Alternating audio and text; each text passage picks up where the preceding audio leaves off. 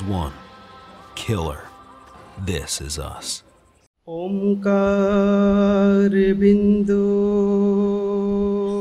संयुक्तम् नित्यं ध्यायन्ति योगिनः कामदं मोक्षदं चैव ओंकाराय नमो नमः। आत्मारामं गुणागारं वल्लभं लोकवल्लभं समुद्रं मोददातारम् इंद्रदिन्नं नमाम्यहम् नित्यानन्दं नमाम्यहम्।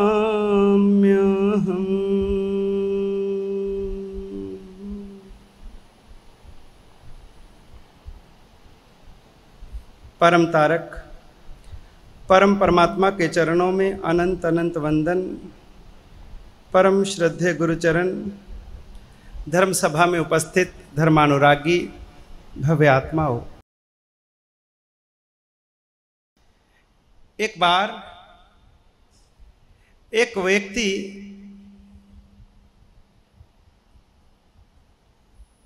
अपने गधे के साथ अपने घर से निकला और बढ़ते बढ़ते उस गांव का जो कचरा घर था, जहां सारे गांव का कचरा इकट्ठा होता था, उस कचरे घर के आगे वह अपने गधे के साथ खड़ा था।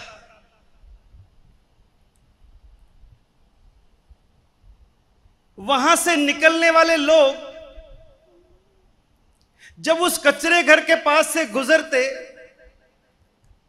तो पहले तो वह अपना नाक और मुंह रुमाल से बंद कर लेते और जितनी गति से वो पीछे से आ रहे होते हैं उससे ज्यादा गति से वहां से आगे निकलते। उस कचरे घर की दुर्गंध के कारण कोई भी व्यक्ति वहां पर रुकने के लिए, ठहरने के लिए कभी तैयार नहीं। लेकिन आश्चर्य कि वह व्यक्ति उस कचरे घर के आगे खड़ा है।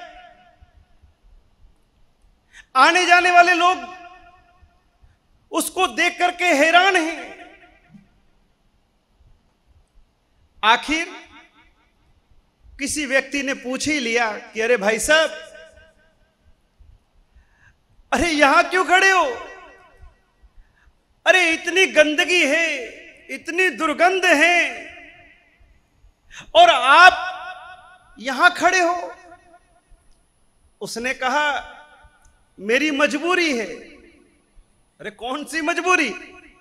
ऐसी क्या मजबूरी कि कचरे घर के आगे खड़े रहना पड़े? ये कौन सी मजबूरी? उसने कहा मजबूरी यह है कि मेरे साथ मेरा गधा है, मेरे साथ मेरा गधा है और ये मेरा गधा यहां आकर के रुक गया है। अब ये गधा मेरा है, कचरे घर के आगे रुक गया है, इसके कारण से मुझे भी यहां रुकना पड़ रहा है। अब ये गधा हिले तो मैं आगे जाऊं, अब जब तक ये खड़ा है तब तक मैं भी यहां पर मजबूरी से खड़ा हूं। उसने कहा अरे भले मानस, अरे इस गधे को क्या पता, अरे गधे को कचरे घर का क्या पता, ये तो गधा है, तू तो मानस है, तू तो इंसान है, तू तो समझदार है। तू गधे से बंधा है या गधा तेरे से बंधा है? तू गधे को चला रहा है या गधे को तुझे चलाना है? उसने कहा कि देखो बात ऐसी है, पहले तो मैं ही गधे को चलाता था। जब मैं घर से निकलता था तब मैं इस गधे को अपने साथ लेकर के निकलता और मैं इसको कहता कि भाई तू सीधे चल, तो ये गधा दाएं की तरफ चलता। जब मैं इसको दाएं ले जाने लगता तो ये बाएं तरफ चलता। जब बाएं ले जाने लगता तब ये सीधा चलने लगता। तो भरे बाजार में मेरी बड़ी फजीहत होती।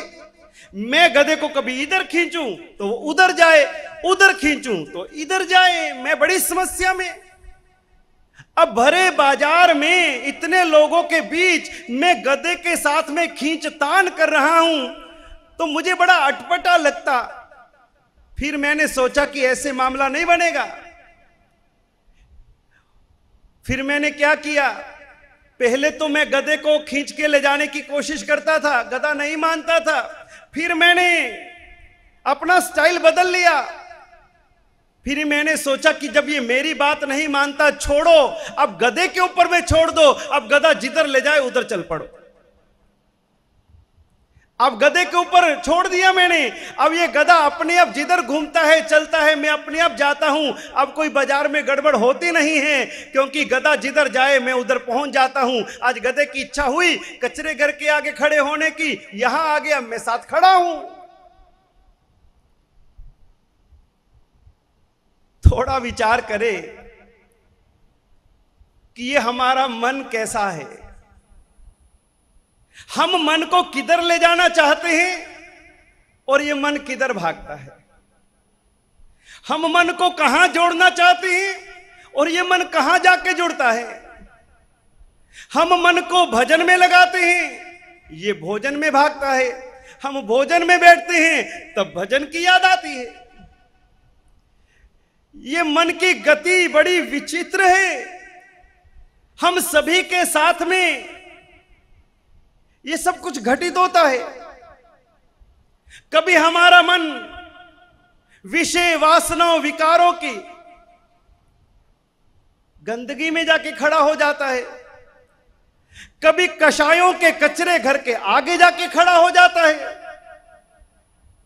और जब वहां पर खड़ा होता है हम भी साथ में खड़े हो जाते हैं। हम अपने मन के साथ में उन कषायों के कचरे के साथ में जुड़ जाते हैं।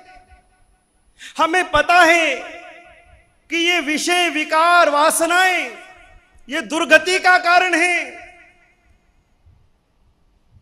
इनकी दुर्गंध भवो भव तक, जन्मों जन्म तक हमें दुख देने वाली है। लेकिन क्या करें, पहले हम अपने मन को अपने अनुसार चलाना चाहते थे, नहीं चला। फिर हमने सोचा छोड़ो, अब मन जिधर जाए उधर चल पड़ो। क्या ऐसा नहीं हमारे जीवन में? मन जिधर चलता है हम उधर चल पड़ते हैं। मन जिधर भगाता है हम उधर भागने लगते हैं।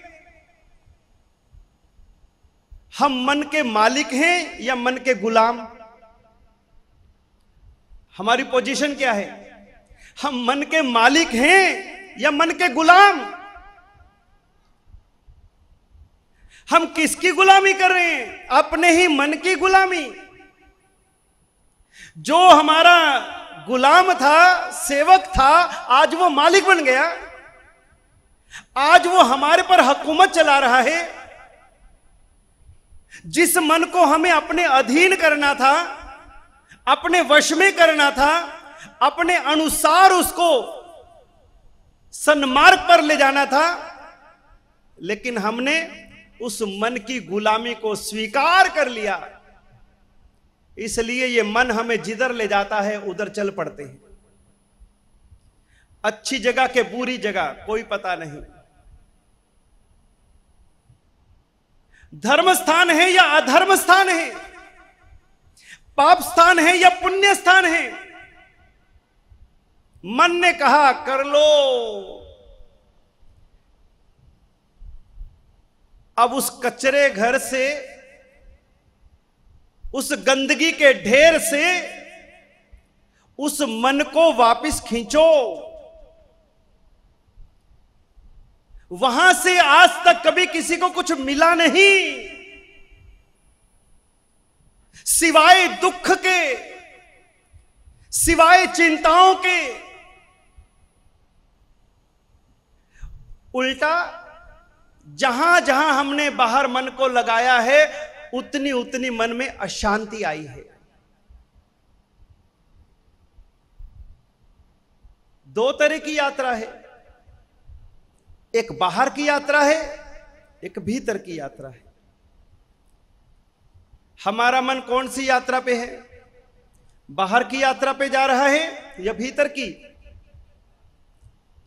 हमारे मन की गति बाहर की यात्रा में, बाहर दुनिया में घूमती है।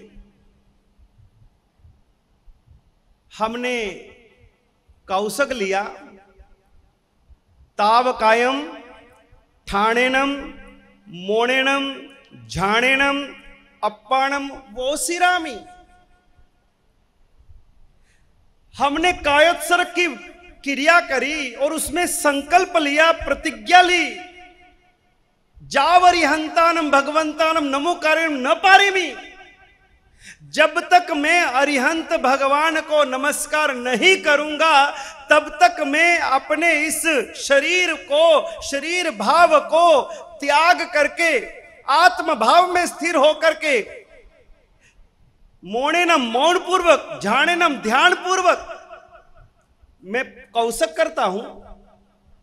और जब हमने कौशक का संकल्प लिया कि मन से, वचन से, काया से अब मैं स्थिर भाव से अंतर्भाव में रहूंगा, और कौशक में बैठ करके भी आंखें क्या हो रही है, भटक रही हैं, सबको दुनिया देख रही है। मंदिर में कौन आया, उपाश्रय में कौन आया, किधर क्या हुआ, गर्दन ऊपर नीचे, पूरे 4 लोगस के कौशक के अंदर में पूरी दुनिया दिख जाती है। कहां तो संकल्प लिया कि मुझे स्थिर होना है, शांत होना है, अब शरीर की प्रक्रियाओं से, क्रियाओं से अब मुझे रहित होकर के आत्म भाव में स्थिर होना है। हमने अपने मन को भीतर ले जाना है, लेकिन उस कौशक की क्रिया में भी हम तो बाहर यात्रा कर रहे। तो वो कौशक हमारा कैसे फलेगा? कितने कौशक किए, उस कौशक में स्थिरता कहां आई? मन तो अभी भी भटक रहा है, मन तो वहां भी चंचल है। जब तक बाहर की यात्रा को छोड़कर और भीतर की यात्रा नहीं प्रारंभ करेंगे, तब तक हमें इस साधना के मार्ग पर आगे कैसे बढ़ना, उसका अभ्यास भी प्रारंभ नहीं हो सकता।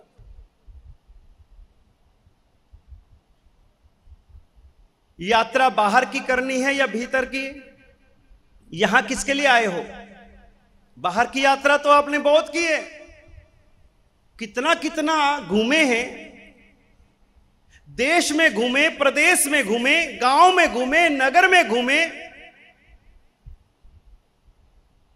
कितने कितने हिल स्टेशनों पर गए, कितनी छुट्टियां मनाई, परिवार के साथ गए, मित्रों के साथ में गए, लोनावाला गए, खंडाला गए, ऊटी गए, शिमला गए, कुल्लू गए, मनाली गए,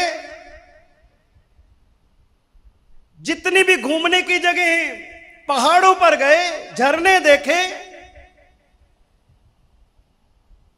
बाहर की दुनिया को बहुत घूमने के लिए हम लोग गए हैं, लेकिन यहां किसके लिए आए हो भी? यहां कौन सी यात्रा करने आए हैं? कौन सी, बाहर की या भीतर की? भीतर की यात्रा। एक बार एक व्यक्ति ने एक संत जी को अपने घर में भोजन और सत्संग के लिए आमंत्रण दिया। महात्मा जी ने उसका आमंत्रण स्वीकार किया।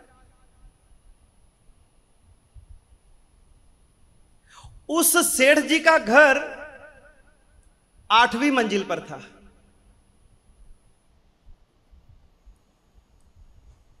महात्मा जी निश्चित दिन उसके घर पहुंचे। 8 मंजिल चढ़कर उसके घर पहुंचे।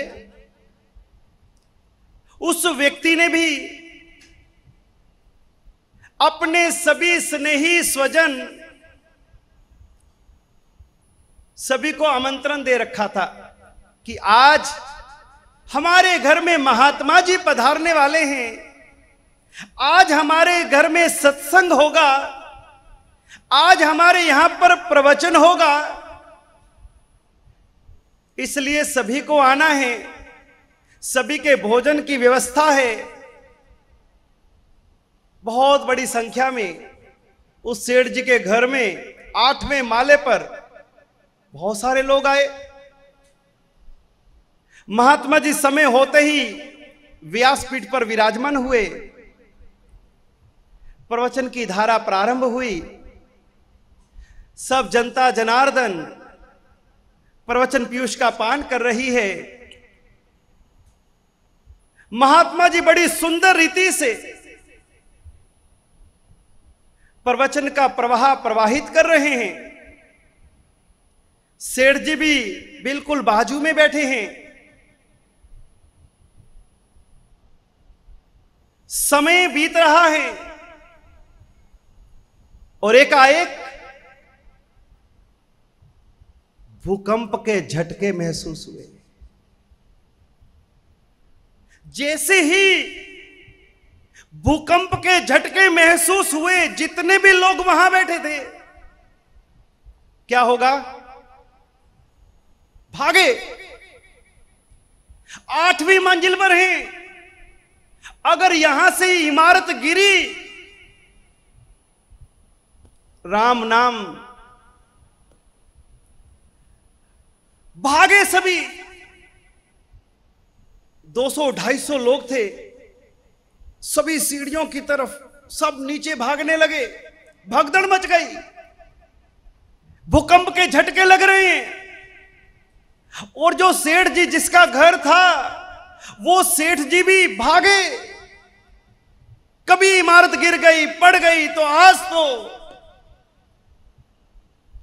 जैसे सीढ़ियों में भागे, वहां भीड़ बड़ी थी, लोग भाग रहे थे, धक्का मुक्की हो रही थी। सेठ जी भी अटके सीढ़ियों में। और एकाएक सेठ जी को ध्यान आया कि अरे यहां पर सारे मेरे रिश्तेदार स्वजन ये तो सीढ़ियों में भाग रहे हैं, महात्मा जी कहां हैं? अरे महात्मा जी को तो देख लूं। वापिस भागे, फिर घर में गए और जहां पर महात्मा जी बैठे हुए थे, उस स्थान पर वो दृश्य देख करके चकित हो गए।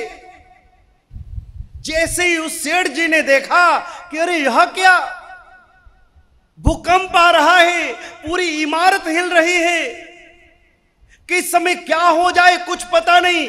और महात्मा जी ध्यानस्थ बैठे, आंखें मूंद करके निश्चिंत भाव से। ये तो ध्यानस्थ बैठे हैं, कोई डर नहीं, भय नहीं, कुछ भी नहीं।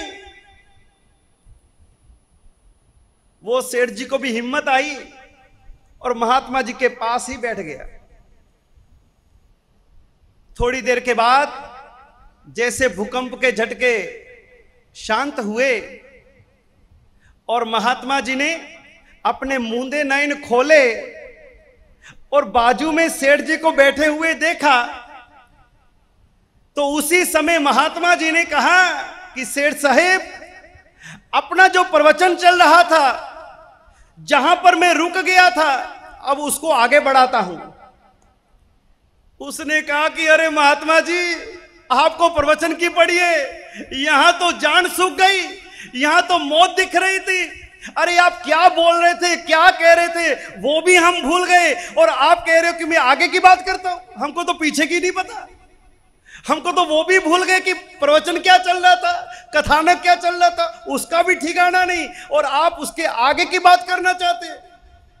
महात्मा जी, अब ये प्रवचन वचन की बात तो छोड़िए, आप तो मुझे ये बताइए कि इतने भयंकर भूकंप में आप यहां पर इतनी शांति और स्थिरता से कैसे बैठे रहे? हम सभी भागे, आप क्यों नहीं भागे? तब महात्मा जी ने कहा, अरे सेठ साहब क्या बात करते हो? अरे इतना जोरदार भूकंप था कि सभी वहां से भागे, सभी डर गए। सेठ साहब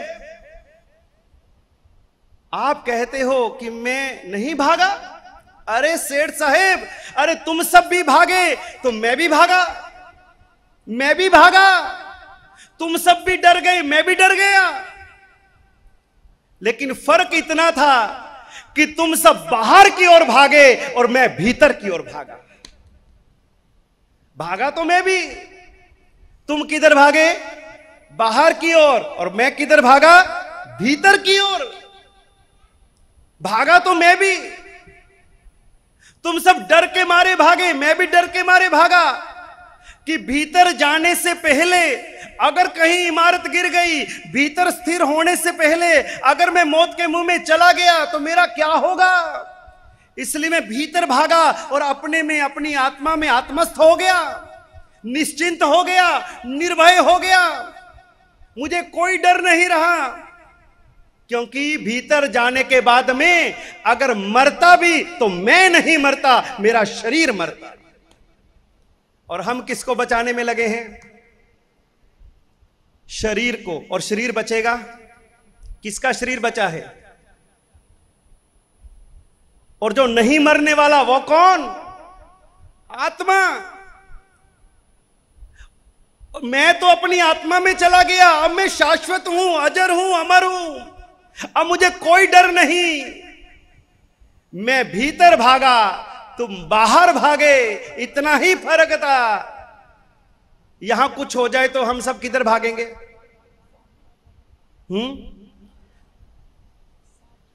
छोटा मोटा कोई सांप चूहा, कोई छोटा मोटा जीव जंतु, कोकरेची आ जाए तो माता बहन रसोई से सीधा बाहर। अगर कोई छिपकली आ जाए घर के अंदर में तो हम किधर भागते हैं? कितना डर है, बाहर का कितना भय है, लेकिन कभी भीतर नहीं भागे। जो भीतर भागेगा उसको डर काहे का? एक बहुत सुंदर शब्द है, मैं भीतर गया। अब बोलो, मैं भीतर गया। अब भी और तर को अलग कर दो, मैं भी तर गया, मैं भीतर गया और मैं भी तर गया। यह है अपने भीतर उतरने का, मन को अपने भीतर जोड़ने का, आत्मा के साथ में जोड़ने का। तभी हमारी साधना का प्रारंभ होगा। आज इतना ही। मैं आपसे एक बात पूछता हूं, आपके पास सबसे मूल्यवान वस्तु कौन सी है? आपके पास सबसे मूल्यवान वस्तु कौन सी है?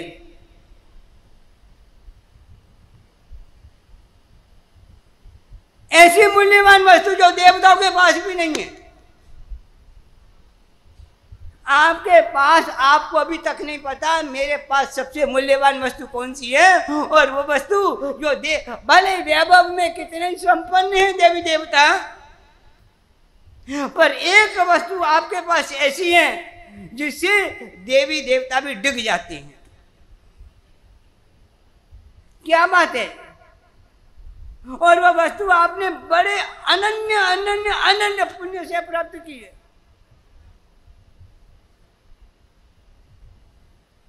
अनन्य पुण्य से प्राप्त की है वह वस्तु आपने। आपके पास, आपको पता नहीं आपके पास सबसे मूल्यवान वस्तु क्या? बोलो। है मनुष्य भाव।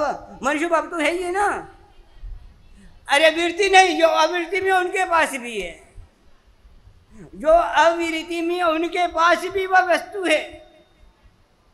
सबसे ज्यादा मूल्यवान वस्तु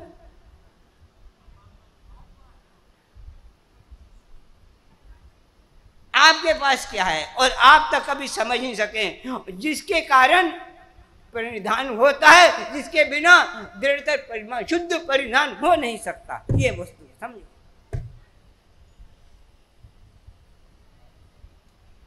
देवता लोग भी यह परिधान नहीं कर सकते, शुद्ध परिधान। छोटा मोटा ढुलमुल परिधान हो सकता है, शुद्ध परिधान नहीं हो सकता परिधान। आपके पास वह वस्तु है और आपको पता नहीं है कि मेरे पास क्या खजाने में क्या चीज है। औदारिक शरीर और परिधान का संबंध ही क्या है? ठीक है, आपने कहा औदारिक शरीर, पर औदारिक शरीर और परिधान का आपस में संबंध क्या, लेना देना क्या है? मैं ये कहता हूं जिसके बिना परिधान नहीं हो सकता वो चीज देवताओं के पास भी नहीं है और आपके पास है, आपको पता नहीं है। जिस तरह से बिल्कुल वैसे ही जैसे कुम्हार को हीरा मिल गया, वो मूल्य समझता नहीं है, वो कांच का टुकड़ा समझता और दे देता, 2 रुपए में बेच देता उसको। परिधान मन का कारण है और ऐसा मन जिससे शुद्ध परिधान होता है वो मनुष्य योनि में मनुष्य के पास है, देवताओं के पास नहीं है। इसीलिए मनुष्य की महत्ता है। देवताओं के पास ऐसा मन है? देवता चारित्र को नहीं ले सकते, मन का कारण वो ऐसा मन जो परिधान जिससे किया जाता है, जो परिधान का कारण है। जो परिधान शरीर का कारण नहीं है, शरीर से नहीं होता, वचन जो मन से का वचन और चाहे तो उसमें सहायक होते हैं। ऐसा अटूट मन जो संगीत पंचेंद्रिय में मिलता है, सबसे ज्यादा पुण्य मन का है। इंद्रियों से भी ज्यादा पुण्य मन का पुण्य है भाई। मन है, इंद्रियां तो मिल जाती हैं पर मन नहीं मिलता, असंगी पंचेंद्रिय रहता है जीव। तो मन कितने पुण्य से मिलता है। और ऐसा मन जो देवताओं के पास भी नहीं है, और ऐसा संकल्प, ऐसा परिणाम कि देवता भी झुक जाते हैं भाई। समझो, देवताओं के पास ऐसा मन कहाँ है? बहुत से कथानक है ना, बहुत से कथानक आपने सुने हैं। उसकी शक्ति की देवता डिगाने आती हैं पर वो डिगता नहीं है, देवता हार मान लेती हैं। ये क्या है? मन का ही तो खेल है। देवता डिगाने आया, कोशिश की भरपूर, नहीं डिगा सका, हार गया। किसकी शक्ति के कारण? परिधान की शक्ति है, देव मन की शक्ति है। इसीलिए कहा जाता है देवा भी तम नमम संति, देवता भी नमस्कार करते हैं उसको। शक्ति को पहचानो। हमने अभी तक अपनी शक्ति को नहीं पहचाना। तुम देवता के पीछे मत भागो, देवता तुम्हारे पीछे भागे। परिधान ऐसी चीज है। और इन 8 परिधानों का मूल्य क्या पता है? सम्यक दर्शन का महत्व क्या है?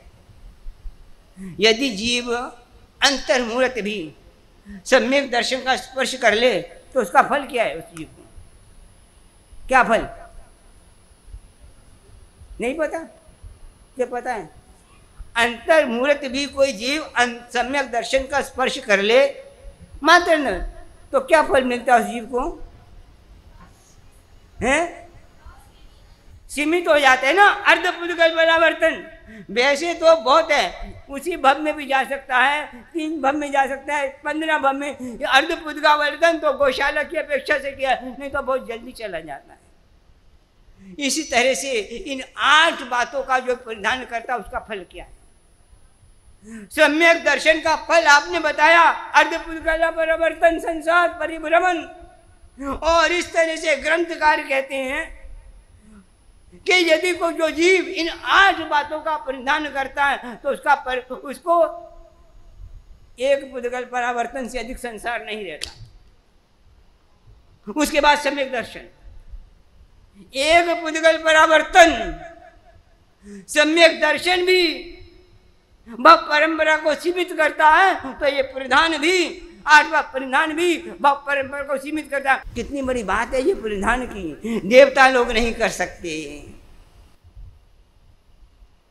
अपने भव रमन को सीमित नहीं कर सकते, और आप और हम अपने मात्र एक सागरों एक पुद्गल परावर्तन, बहुत एक, और उतना ही नहीं, वो तो बहुत अंति हो गया, बहुत जल्दी भी हो जाता है।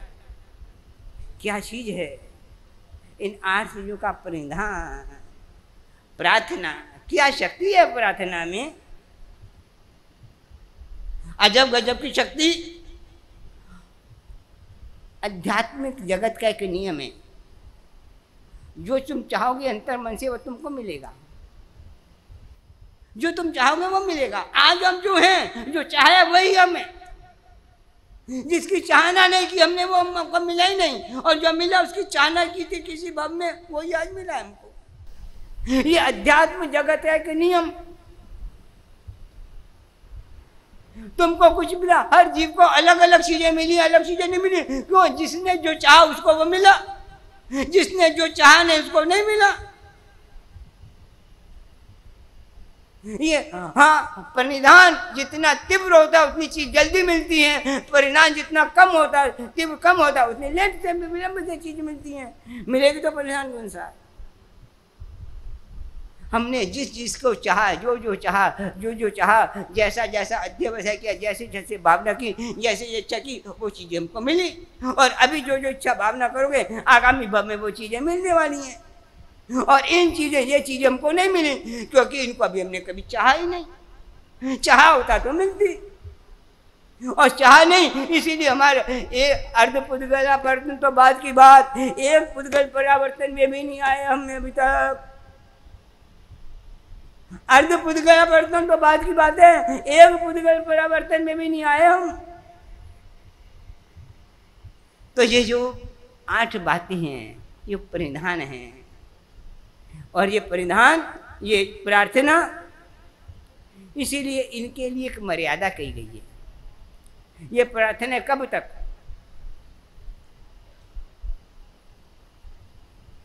ये प्रार्थना कब तक? कब तक जरूरी है? यह परिधान कब तक जरूरी है? हैं? अरे बोल, आ भवम अखंडा बोलते तो यार। कब तक जरूरी? आ भवम, जब तक संसार में हूं तब तक। ये नहीं आज है कल छोड़ दिया, कल है पर नहीं, कब तक? भोजन कब तक करना, पानी कब तक पीना,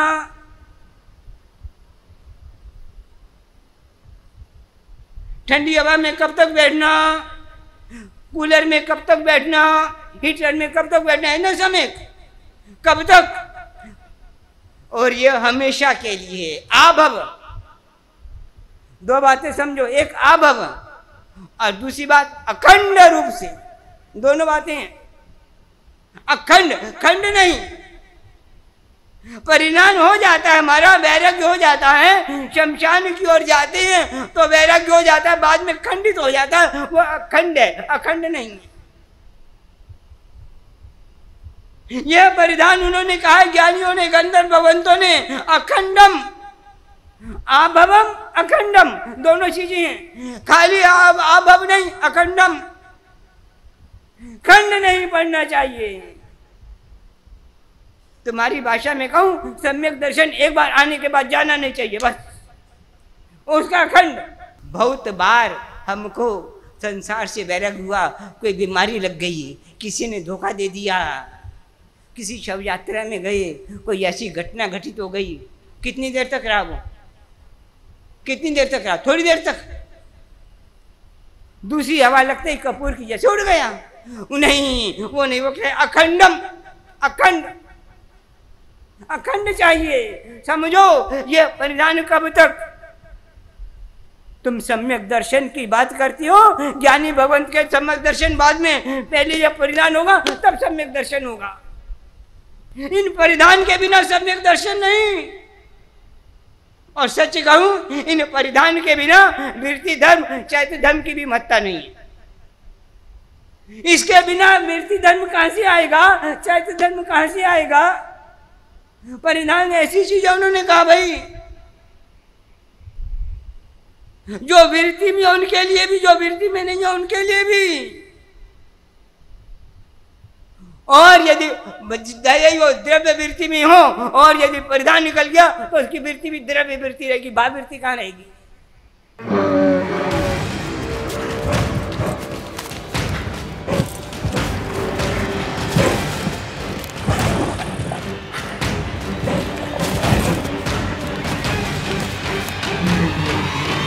Together as one. Killer.